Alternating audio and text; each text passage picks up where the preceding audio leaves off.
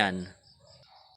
Isa sa pinakamalalang nangyari dito sa amin sa farm. Isa pa po pagkamali yung pag-abono natin mga ka-farmers.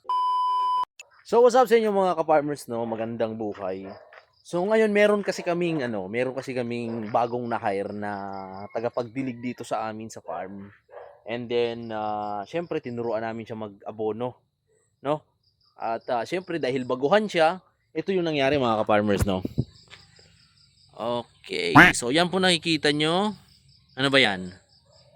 Yan. So sign po yan na sunog sa abono. So yun po yung sign na sunog sa abono. At ito po yung isa sa pinakamalala mga ka-farmers, no.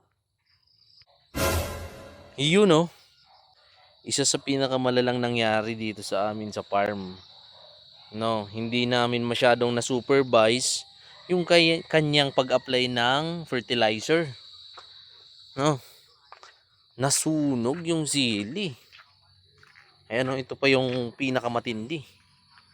Ayan po mga ka-farmers yung nangyari. Sa sobrang init nung abono, nagsilaglaga na yung mga dahon. Ayan mga ka-farmers. Yan yung ating na-damage sa ating pag-aabono. No? So, learn from experience na lang mga ka-farmers. No? Matuto na lang tayo sa experience. So, tinuruan ko naman, kinausap ko naman ng maayos yung yung ating kasamahan dito. Dahil yun ngayong nangyari, sobrang selan po ng sili. No, tandaan niyo mga ka-farmers, sobrang selan po ng sili. Kapag mali yung inyong pag-apply ng abono, pag sobra naman sa abono, maaring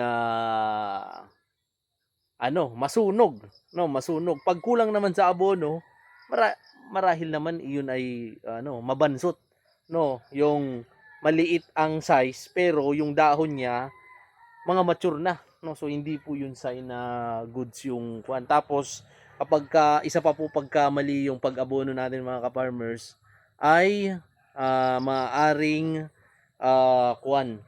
hindi pantay-pantay yung tubo, no.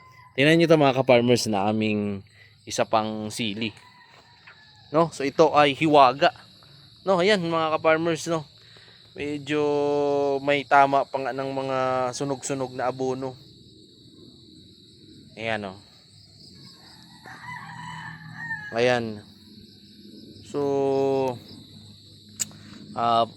so far hindi naman to grabe, makaka-recover naman yan, no.